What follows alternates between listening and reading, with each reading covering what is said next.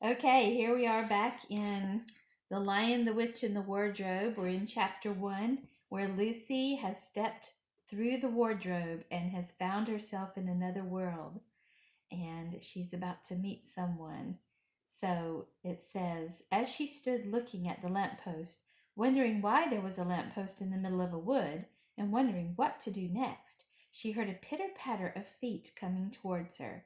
And soon after that, a very strange person stepped out from among the trees into the light of the lamppost. He was only a little taller than Lucy herself, and he carried over his head an umbrella, white with snow. From the waist upward, he was like a man, but his legs were shaped like a goat's. The hair on them was glossy black, and instead of feet, he had goat's hooves. He also had a tail. But Lucy did not notice this at first, because it was neatly caught up over the arm that held the umbrella, so as to keep it from trailing in the snow.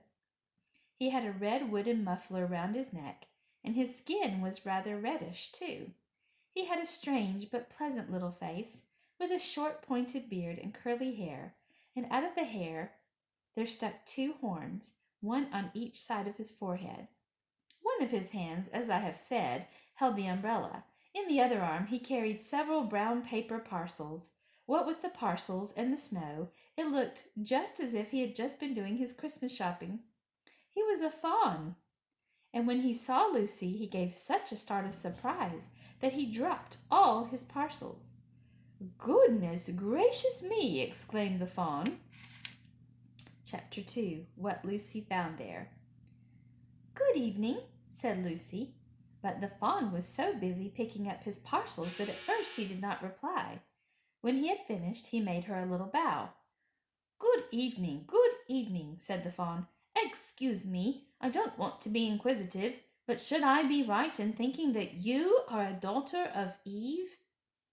"My name's Lucy," said she, not quite understanding him.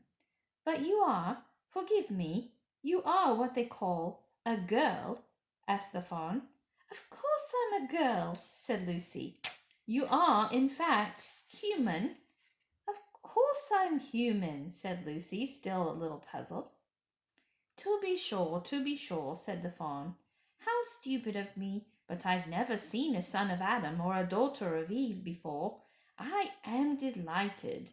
That is to say," and then he stopped as if he had been going to say something he had not intended, but had remembered in time.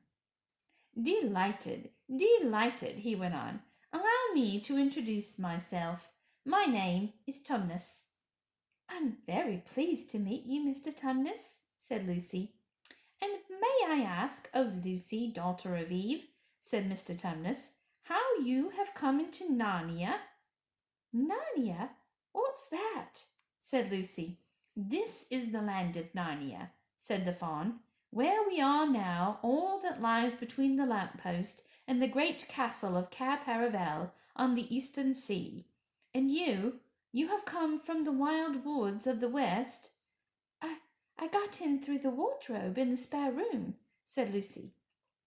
"Ah," said Mr. Tumnus in a rather melancholy voice, "if only I had worked harder at geography when I was a little fawn, I should no doubt know about all those strange countries. It is too late now." "But they aren't countries at all," said Lucy, almost laughing.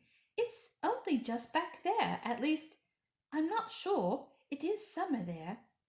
"Meanwhile," said Mr. Tumnus, "it is winter in Narnia, and has been for ever so long, and we shall both catch cold if we stand here talking in the snow. Daughter of Eve, from the far land of Spare where eternal summer reigns around the bright city of Wardrobe, how would it be if you came and had tea with me?" "Thank you very much, Mr. Tumnus," said Lucy, "but I was wondering whether I ought to be getting back." "It's only just round the corner," said the fawn, "and there'll be a roaring fire and toast and sardines and cake." "Well, it's very kind of you," said Lucy, "but I shan't be able to stay long." "If you will take my arm, daughter of Eve," said Mr. Tumnus, "I shall be able to hold the umbrella over both of us. That's the way. Now off we go." And so Lucy found herself walking through the wood, arm in arm with this strange creature, as if they had known one another all their lives. They had not gone far before they came to a place where the ground became rough, and there were rocks all about, and little hills up and little hills down. At the bottom of one small valley, Mr. Tumnus turned suddenly aside, as if he were going to walk straight into an unusually large rock. But at the last moment, Lucy found him leading her into the entrance of a cave, and as soon as they were inside, she found herself blinking in the light of a wood fire. Then Mr. Tumnus stooped and took a flaming piece of wood out of the fire with a neat little pair of tongs and lit a lamp. "Now we shan't be long," he said, and immediately put a kettle on. Lucy thought she had never been in a nicer place. It was a little dry, clean cave of reddish stone, with a carpet on the floor and two little chairs. "One for me and one for a friend," said Mr. Tumnus, "and a table and a dresser and a mantelpiece over the fire, and above that a picture of an old faun with a grey beard. In one corner there was a door which Lucy thought must lead to Mr. Tumnus's bedroom, and on one wall was a shelf full of books." Lucy looked at these things while he was setting out the tea things. They had titles like "The Life and Letters of Silenus," or "Nymphs and Their Ways," or "Men, Monks, and Gamekeepers, a Study in Popular Legend," or "Is Man a Myth?" "Now, daughter of Eve," said the faun, and really it was a wonderful tea. There was a nice brown egg lightly boiled for each of them, and then sardines on toast, and then buttered toast, and then toast with honey, and then a sugar-topped cake. And when Lucy was tired of eating, the faun began to talk. He had wonderful tales to tell of life in the forest. He told about the midnight dances, and how the nymphs who lived in the wells and the dryads who lived in the trees came out to dance with the fauns, about long hunting parties after the milk-white stag who could give you wishes if you caught him, about feasting and treasure-seeking with the wild red dwarfs in the deep mines and caverns far beneath the forest floor, and then about summer, when the woods were green and old Silenus on his fat donkey would come to visit them, and sometimes Bacchus himself, and then the streams would run with wine instead of water, and the whole forest would give itself up to jollification for weeks on end. "Not that it isn't always winter now," he added gloomily. Then, to cheer himself up, he took out from its case on the dresser a strange little flute that looked as if it were made of straw, and began to play. And the tune he played made Lucy want to cry and laugh and dance and go to sleep all at the same time. It must have been hours later when she shook herself and said, "Oh, Mr. Tumnus, I'm so sorry to stop you, and I do love that tune, but really I must go home. I only meant to stay for a few minutes." "It's no good now, you know," said the faun, laying down his flute and shaking his head at her very sorrowfully. "No good?" said Lucy, jumping up and feeling rather frightened. "What do you mean? I've got to go home at once. The others will be wondering what has happened to me." But a moment later she asked, "Mr. Tumnus, whatever is the matter?" For the faun's brown eyes had filled with tears, and then the tears began trickling down his cheeks, and soon they were running off the end of his nose, and at last he covered his face with his hands and began to howl. "Mr. Tumnus, Mr. Tumnus," said Lucy in great distress. Don't. What is the matter? Aren't you well? Dear Mr. Tumnus, do tell me what is wrong." But the faun continued sobbing as if his heart would break. And even when Lucy went over and put her arms round him and lent him her handkerchief, he didn't stop. He merely took the handkerchief and kept on using it, wringing it out with both hands whenever it got too wet to be any more use, so that presently Lucy was standing in a damp patch. "Mr. Tumnus," bawled Lucy in his ear, shaking him, "do stop. Stop it at once. You ought to be ashamed of yourself, a great big fawn like you. What on earth are you crying about?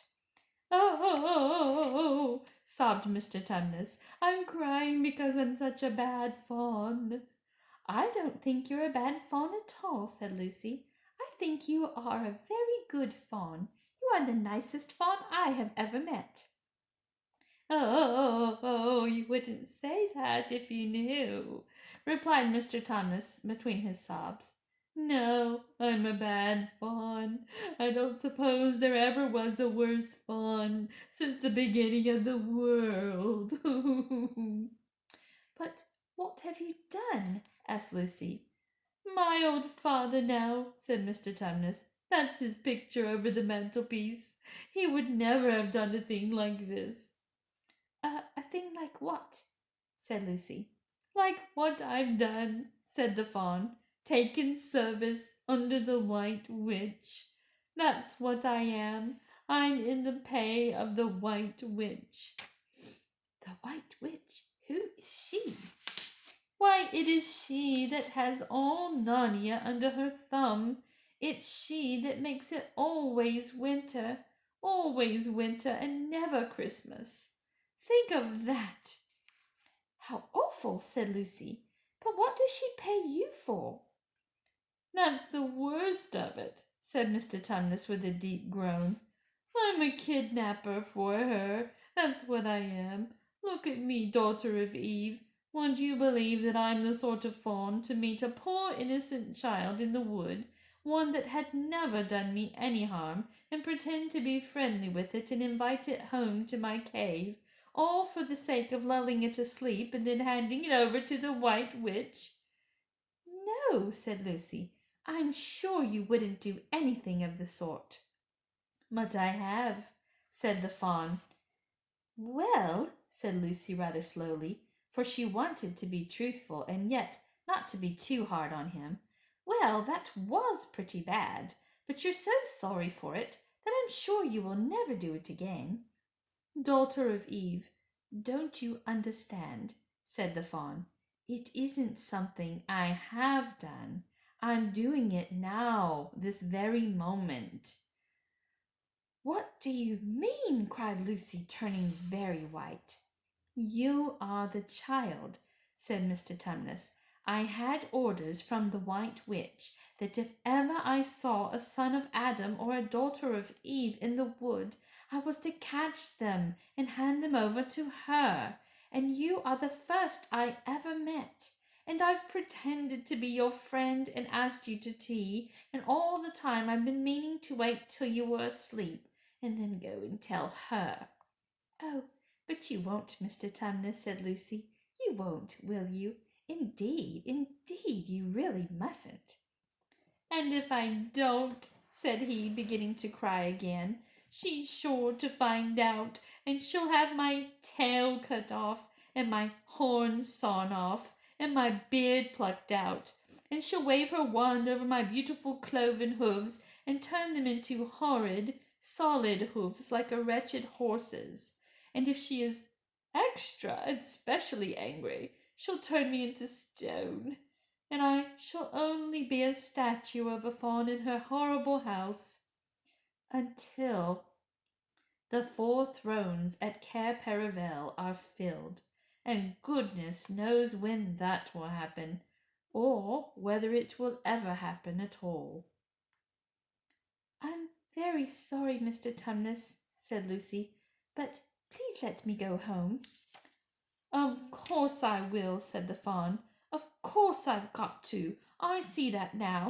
I hadn't known what humans were like before I met you. Of course I can't give you up to the witch, not now that I know you. But we must be off at once. I'll see you back to the lamp-post. I suppose you can find your own way from there back to Spare and Wardrobe. I'm sure I can, said Lucy. We must go as quietly as we can, said Mr. Tumnus. The whole wood is full of her spies. Even some of the trees are on her side. They both got up and left the tea things on the table, and Mr. Tumnus once more put up his umbrella and gave Lucy his arm, and they went out into the snow. The journey back was not at all like the journey to the fawn's cave. They stole along as quickly as they could without speaking a word, and Mr. Tumnus kept to the darkest places. Lucy was relieved when they reached the lamp post again. "Do you know your way from here, daughter of Eve?" said Tumnus. Lucy looked very hard between the trees and could just see in the distance a patch of light that looked like daylight. "Yes," she said, "I can see the wardrobe door." "Then be off home as quick as you can," said the fawn. "And can you ever forgive me for what I meant to do?" "Why, of course I can," said Lucy, shaking him heartily by the hand. "And I do hope you won't get into dreadful trouble on my account." "Farewell, daughter of Eve," said he. "Perhaps I may keep the handkerchief?" "Rather," said Lucy, and then ran towards the far-off patch of daylight as quickly as her legs would carry her. And presently, instead of rough branches brushing past her, she felt coats, and instead of crunching snow under her feet, she felt wooden boards. And all at once she found herself jumping out of the wardrobe into the same empty room from which the whole adventure had started. She shut the wardrobe door tightly behind her and looked around, panting for breath. It was still raining, and she could hear the voices of the others in the passage. "I'm here," she shouted. "I'm here. I've come back. I'm all right." End of chapter.